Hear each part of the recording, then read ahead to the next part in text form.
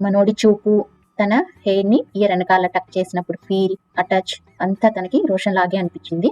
తను చూడడానికి రోషన్ లాగా లేడు, నాకెందుకు రోషన్ ఏ కళ్ళ ముందు కనిపిస్తున్నాడు అనుకుంటూ ఆలోచిస్తూ బస్లో అలా తన టీచర్స్ క్వార్టర్స్ కి వెళ్ళిపోతుంది. ఆ రోజు రాత్రి రోసీకి తన గతమంతా గుర్తొస్తుంటుంది. రోసీ, రోషన్ ఒకే కాలేజ్ లో చదువుకున్నారు. తిను ఇంగ్లీష్ లిటరేచర్ చదువుతూ ఉంటుంది, తనేమో కెమికల్ ఇంజనీరింగ్ చేస్తుంటాడు. రోసీని Roshan first time poetry open mic event లో చూసుంటాడు. చూడగానే చాలా నచ్చేస్తుంది తనకి. నెక్స్ట్ డే రోసీని లైబ్రరీలో చూస్తాడు. చూసి ఒక చిన్న నోటు తన బుక్ పక్కన పెడతాడు.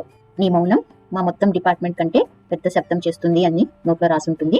తను లైట్ గా కన్ఫ్యూజ్ అయినా కూడా చిన్న స్మైల్ ఇస్తుంది. నెక్స్ట్ డే రోసీ ఒక నోట్ పెడుతుంది. మౌనం శబ్దం కాదు, అది ఒక ప్రతిధ్వని అని రాసి పెడుతుంది. వాళ్ళ ప్రేమ కథ అలా మొదలవుతుంది. నెక్స్ట్ డే లైట్ గా వర్షం స్టార్ట్ అవుతుంది. రోసీ ఆ వర్షాన్ని ఎంజాయ్ చేస్తూ వర్షంలోనే నిలబడి ఉంటుంది. అప్పుడు రోషన్ ఒక విచిత్రమైన అంబ్రెల్లా తీసుకుని తన దగ్గరికి పరిగెత్తుకుంటూ వస్తాడు. తను ఆ అంబ్రెల్లాను చూసి నవ్వుతుంది. ఏంటిది అంటుంది. ఇది నేను నా టెస్ట్ ట్యూబ్స్ మెష్ క్లింగ్ ర్యాప్ తో తయారు చేసింది, మీకోసమే స్పెషల్ అని నవ్వుతూ చెప్తాడు. ఇక్కడ ఒక మంచి డ్యూయట్ సాంగ్ మీరే పాడేసుకోండి. రోసీ బర్త్డే రోజు పెట్రీ డిష్ లో బ్లూ కలర్ లో ఉన్న ఒక కెమికల్ కాంపౌండ్ ని చూపిస్తూ, ఇది ఎయిర్ తో రియాక్ట్ అయితే పింక్ గా మారుతుంది, just like how my heart reacts when I see you అని కొంటగా నవ్వుతూ చెప్తాడు. రోసీ కళ్ళు రోల్ చేస్తూ అంటుంది, మీ కెమికల్ పికప్ లైన్స్ కొత్తగా ఉన్నాయి అంటుంది. రోసీ రూమ్ కెళ్ళి బ్యాగ్ ఓపెన్ చేస్తే ఆ పెండెంట్ ఇంకా ఒక నోటు కనిపిస్తుంది. నోట్ లో even chemistry can fall in love, అది Roshan style of proposing her. Rosie ఆ రోజు నుంచి రోజు ఆ పెండెంట్ వేసుకునేది. అనుకోకుండా ఒక రోజు రోషన్ ల్యాబ్ లో ఎక్స్ప్లోషన్ జరుగుతుంది. అప్పుడు వాళ్ళ టీమ్మేట్స్ అందరూ సేవ్ అవుతారు, కానీ రోషన్ చాలా సీరియస్ గా ఇంజూర్ అవుతాడు. తన్ని హాస్పిటల్లో జాయిన్ చేస్తారు.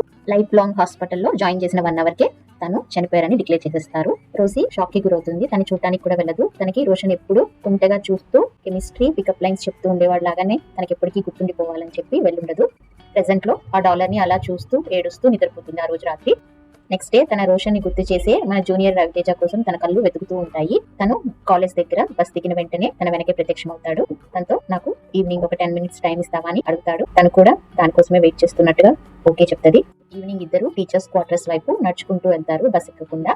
మనోడు ఇంట్రడ్యూస్ చేసుకుంటూ, నేను తేజ, రవి తేజ అంటాడు. తను సీరియస్ గా వాట్ ఉంటుంది, జస్ట్ జోకింగ్ అని చెప్పి, నేను Vivaan Reddy cellular synergy lab లో సైంటిస్ట్ ని, జస్ట్ 2 stops అవే మీ కాలేజ్ నుంచి అని చెప్తాడు. రోసీ దగ్గర పెద్ద క్వశ్చన్ బ్యాంకే ఉంటుంది. నేను రోసీ, నేను నీకు ముందే తెలుసా అని అడుగుతుంది.